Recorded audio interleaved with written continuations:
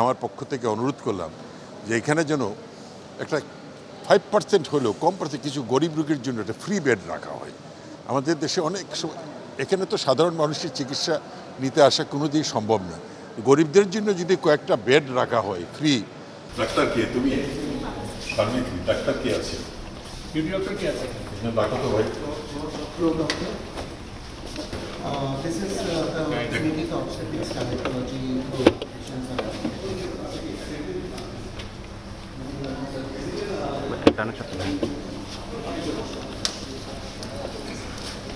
It's a old CBD hypertension, aortic stenosis, dementia. It's a medical problem. Aspiration pneumonia, medicine. Hospital is medicine. Aspiration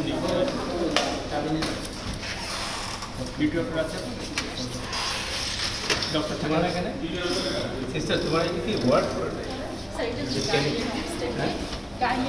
Gynae of Kevin. Single deluxe. Single deluxe. shall we come on the patient round? Doctor আসেনি এখনো আপনারা doctor এখানে থাকে না গিয়ে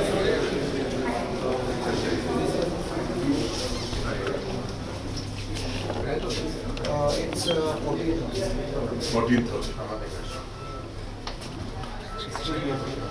বলতে পারি সামনে ওয়ার্ডে যাই স্যার চলো বুঝতে পারি স্যার তাহলে সেটাই আমরা করি আমার ম্যাগটা অন্য ডিপার্টমেন্টের আছে আমাদের তো হচ্ছে নিচে আছে ঠিক আছে কেমন আছো তুমি?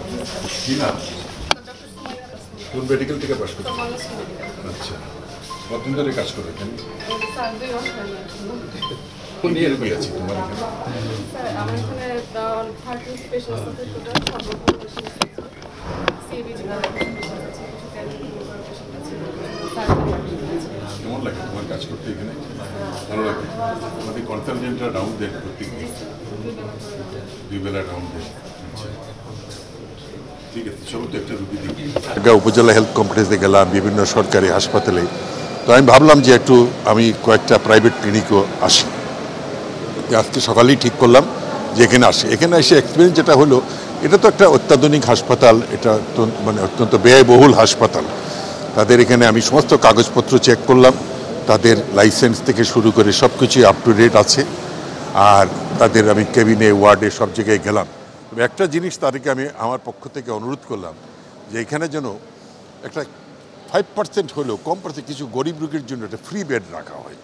আমাদের দেশে অনেক এখানে তো সাধারণ মানুষের চিকিৎসা নিতে আসা কোনোদিন সম্ভব না। গরিবদের জন্য যদি কয়েকটা বেড রাখা হয় ফ্রি, তাহলে আমার মনে হয় এই অনুরোধটা আমি তাদেরকে করে গেলাম।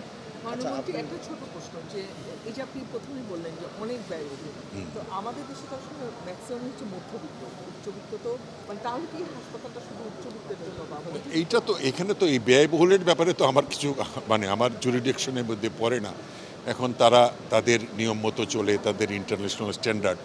তারপরেও আমরা দেখব আর কি, আমরা যে স্বাস্থ্য সুরক্ষা আইন যেটা করতে যাচ্ছি ওর মধ্যে আমরা একটা কোনো রকম মানে এই ব্যয় নিয়ে কিছু করা যায় কিনা। আপনি তো বললেন ব্যয়বহুল, সেই ব্যয়ের সঙ্গে যারা এই পরিমাণ অর্থ দিচ্ছে সেই পরিমাণ সেবাটা পাচ্ছে কিনা, সামঞ্জস্য আছে কিনা? আমি কয়েকজনকে জিজ্ঞেস করছি, তারা বলছে তারা সেবা পাচ্ছে ঠিক মতো। নাহলে ওপিডিতে দেখলাম মানুষ না, ওপিডিতে অনেকক্ষণ ধরে লাইনে দাঁড়িয়ে আছে, সেটা একটা অসঙ্গতি, সেটাও আমি বলছি ঠিক করার জন্য।